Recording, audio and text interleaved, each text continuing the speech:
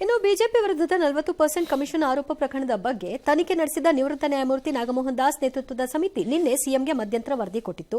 ಆದರೆ ಈ ತನಿಖೆನೇ ಬೋಗಸ್, ರಾಜಕೀಯ ಪ್ರೇರಿತ ಅಂತ ಬಿಜೆಪಿಯವರು ವ್ಯಾಖ್ಯಾನಿಸಿದ್ದಾರೆ. ಅಷ್ಟೇ ಅಲ್ಲ, ಸಿದ್ದರಾಮಯ್ಯ ಸರ್ಕಾರದ ವಿರುದ್ಧ 60% ಕಮಿಷನ್ ಆರೋಪದ ಪೋಸ್ಟರ್ ಅನ್ನು ರಿಲೀಸ್ ಮಾಡಿದ್ದಾರೆ. ಆದರೆ ಇದಕ್ಕೆ ಸಾಕ್ಷಿಯಲ್ಲಿದೆ ಅಂತ ಸಚಿವ ಸತೀಶ್ ಜಾರಕಿಹೊಳಿ ಹೇಳಿದ್ದಾರೆ.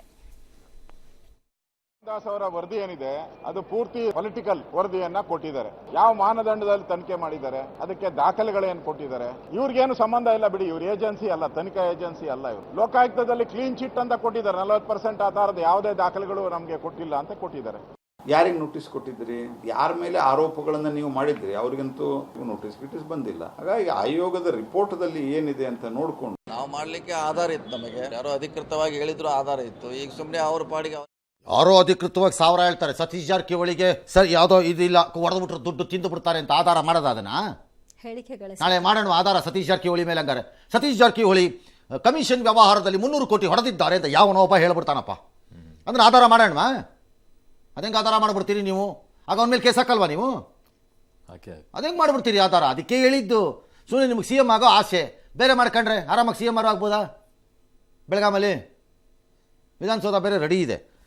ಇನ್ನು ಈ ನಾಗಮೋಹನ್ ದಾಸ್ ವರದಿ, ನನ್ನ ಪ್ರಕಾರ ಈ ವರದಿ ಯಾವ ಕಿಮ್ಮತ್ತು ಕೊಡಬೇಡಿ ಯಾರುವೆ. ಯಾಕೆ ಸರ್? ಏನಕ್ಕೆ ಕೊಡಬೇಕು?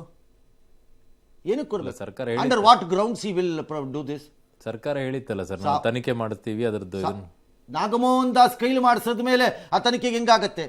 ಬೇಸಿಕಲಿ ನಾಗಮೋಹನ್ ದಾಸ್ ಮಾಡಿದಾಗಲೇ ಆ ವರದಿ ಬಗ್ಗೆ ಈ ಪೊಲಿಟಿಕಲ್ ಆರೋಪಗಳು ಬರುತ್ತೆ ಅಂತ ಗೊತ್ತಿರಬೇಕಾಗುತ್ತೆ. Because he is basically left oriented thought. ಸ್ವಲ್ಪ ನಾನು ಪೋಸ್ಟ್ ರಿಟೈರ್ಮೆಂಟಲ್ಲಿ ಹೇಳ್ತಿರೋದು. ಅಥವಾ ಮೊದಲು ಇತ್ತೋ ಏನೋ ನಮ್ಗೆ ಗೊತ್ತಿಲ್ಲ, ಪ್ರಶ್ನೆ ಬೇರೆ. ನಮ್ಗೆ ಗೊತ್ತಿಲ್ಲ ನಮಗೆ.